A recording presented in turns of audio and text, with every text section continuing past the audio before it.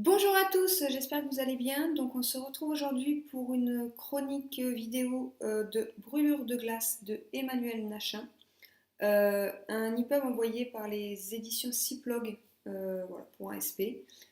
Et voilà, une lecture super agréable, j'espère vous la faire découvrir et vous donner envie de la lire. Donc Brûlure de glace, déjà qu'est-ce que c'est? Donc c'est un roman fantastique, voilà.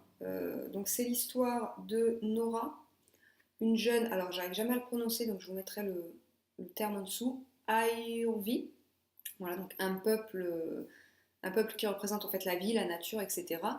Et l'histoire de Aidan, un ange de la mort, voilà, un ange de la mort, voilà, le côté vampire, etc. Voilà, donc ils vont être mystérieusement attirés l'un par l'autre au travers d'un rêve qu'ils vont faire chacun de leur côté. Et voilà, de là va se construire toute une intrigue, puisque voilà, ils vont être irrépressiblement attirés l'un par l'autre, alors que c'est contraire aux lois de leur peuple respectif, puisque elle représente voilà, la vie, la nature, et lui représente la mort. Donc tout d'abord, je remercie forcément les éditions Cyplog pour cet envoi, parce que franchement, voilà, ça a été une merveilleuse découverte. Alors, je dois quand même avouer que quand j'ai reçu le roman et que j'ai lu le résumé, etc., que j'ai fait un petit tour sur la blogo pour voir certains avis, je m'attendais plus ou moins à un énième remake de Twilight Co. Voilà, parce que c'est une romance fantastique, il y a du vampire, etc. Donc, voilà, je m'étais dit, c'est parti, ça va être le même genre, donc voilà, on tente. Et ben non, j'ai été agréablement surprise parce que ça va un peu plus loin que Twilight Co. Donc tout d'abord, ok, on a affaire à des vampires donc, qui, dans ce cadre-là, s'appellent les anges de la mort. Et voilà, mais ce roman, il est bien plus palpitant voilà, que toutes les romances fantastiques qu'on a pu découvrir ces dernières années, surtout depuis Twilight. Alors donc oui, il y a de la romance, mais voilà, il n'y a pas que, puisque Aidan et Nora sont attirés l'un par l'autre d'une manière irrépressible. Cependant, voilà, au fil du récit, l'auteur va minimiser cette attirance en lui donnant des raisons, en nous donnant des pistes pourquoi voilà, ils ont une attirance si forte. Mais voilà, au fur et à mesure du récit, on se rend compte qu'il y a bien plus que ce que l'auteur nous donne. En fait, voilà, elle nous donne vraiment des petites bribes à droite à gauche, mais sans tout nous dévoiler. Et du coup, voilà, elle arrive à nous tenir dans le flou et à nous tenir surtout en haleine parce que voilà, on veut savoir quel est le fin mot de l'histoire entre Aidan et Nora. Donc dans cet ouvrage, pour moi, dès le début, j'ai été voilà, happée par l'histoire, voilà, par cette jeune fille, donc Nora, qui est très très impulsive, très voilà, dynamique.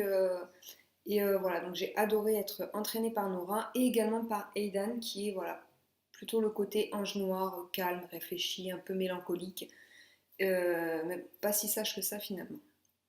Donc le récit en fait est construit sur les deux points de vue, donc on a le point de vue d'Aidan et le point de vue de Nora, voilà, qui s'alternent.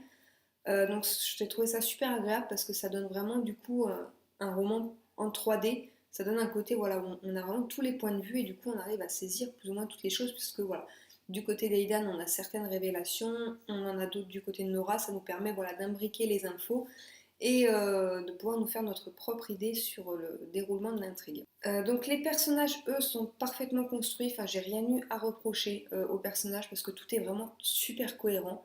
Voilà, Nora, c'est pas une jeune fille comme on a pu en découvrir dans certaines romances fantastiques. Donc je reprends l'exemple de Twilight à tout hasard. Mais bon, je pourrais prendre l'exemple de Vampire Diaries avec Elena, voilà, cette jeune fille qui pourrait paraître un peu nunuche, niaise, voilà, etc.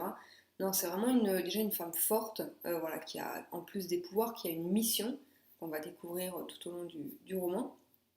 Et voilà, c'est vraiment la femme affirmée. Enfin, on n'est pas du tout dans le côté cucu de la romance fantastique, puisque voilà, il y a également des scènes quand même assez sensuelles. Voilà, donc l'auteur ne tombe jamais dans l'érotisme, faut quand même le préciser, ni dans le vulgaire, mais donc voilà, l'auteur danse avec la sensualité, en fait, dans certaines scènes, sans tomber dans l'érotisme ou le vulgaire, ni dans le trop romantique niais, comme ça a été le cas pour beaucoup de romances fantastiques ces dernières années. Voilà, on est vraiment face à deux personnages adultes qui font des choses d'adultes, ou du moins qui aimeraient bien. Mais voilà, à aucun moment c'est vulgaire, etc. Non, ça s'enchaîne vraiment bien. Et en plus, voilà, les scènes sensuelles que l'auteur met en place aident l'intrigue à avancer en fait. Donc ça, j'ai trouvé ça génial puisque voilà, il y a toute une intrigue autour de leur vie intime, on va dire. Et d'ailleurs, c'est une grosse part de l'intrigue en général.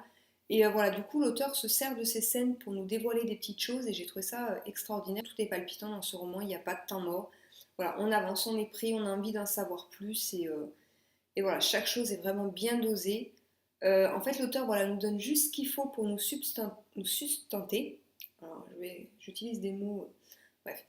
L'auteur utilise juste ce qu'il faut pour nous sustenter, mais voilà, sans jamais nous rassasier complètement, ce qui fait qu'on a envie de continuer, continuer, continuer.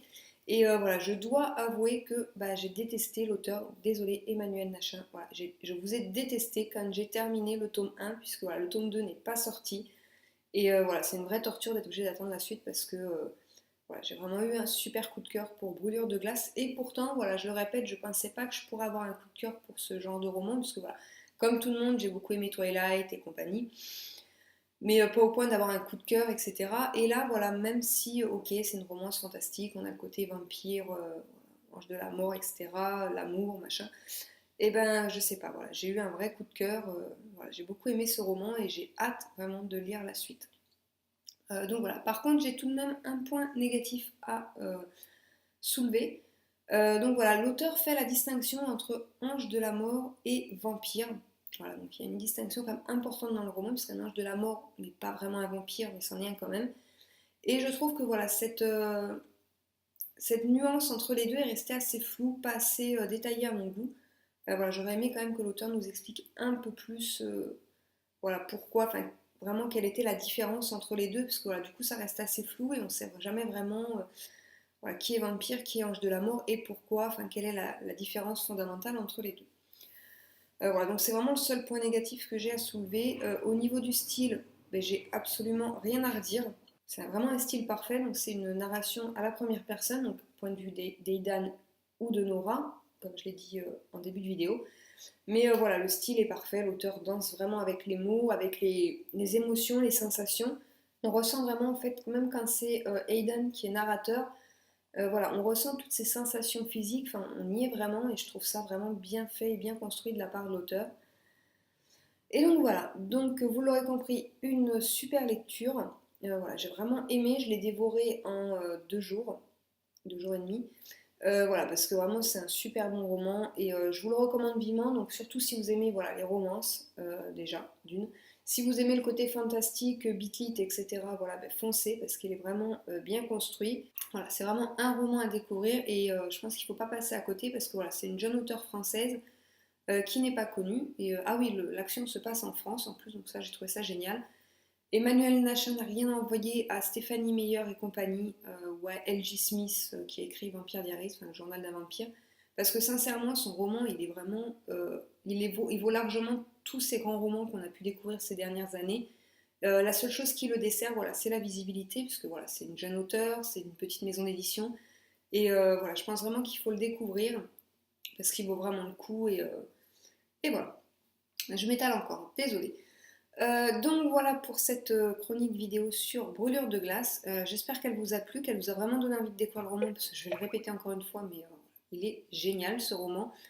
D'ailleurs, donc, comme je vous l'ai dit sur la page Facebook, je vous prépare un petit concours qui débutera le 1er mai, puisque le concours s'appellera C'est Noël en mai. Et vous aurez donc la chance de pouvoir gagner ce roman, puisque les éditions Cyplog en offrent un exemplaire au format EPUB aux gagnants. Et donc voilà, j'espère vraiment que vous allez être nombreux à vous inscrire et à tenter de gagner ce roman.